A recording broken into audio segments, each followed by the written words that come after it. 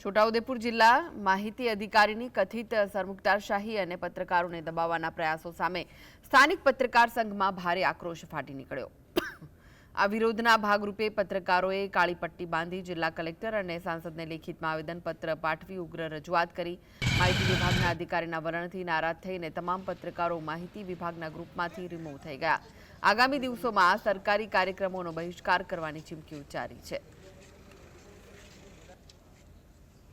માહિતી અધિકારી દ્વારા જે કનડગત કરવામાં આવે છે, વારંવાર ઇન્સલ્ટ કરવામાં આવે છે અને કોઈપણ ઇવેન્ટ હોય કે ચૂંટણી પ્રક્રિયા હોય તે દરમિયાન પત્રકારોને અડચણરૂપ બને અને તંત્ર સાથે ઘર્ષણ થાય તે રીતનું જે પ્રયત્ન કરવામાં આવી રહ્યો છે, વાતાવરણ ઊભું કરવામાં આવે છે। કંટાળી અને છોટાઉદેપુર જિલ્લાના પત્રકારો આજે એકત્ર થઈ અને એ માહિતી અધિકારી સામે કલેક્ટરને આવેદનપત્ર આપી અને 3 દિવસની અંદર મુદત આપવામાં આવી છે। 3 દિવસની અંદર એ પોતે પોતાની જે ભૂલો છે તેને સુધારી લે।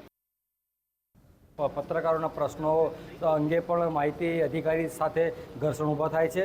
તે તમામ પ્રશ્નોના નિરાકરણ વારંવાર રજૂઆત કરે છે તો આવતા નથી, એટલે જિલ્લાના તમામ પત્રકારો આજે ભેગા થઈને જિલ્લા કલેક્ટરને રજૂઆત કરવામાં આવી છે।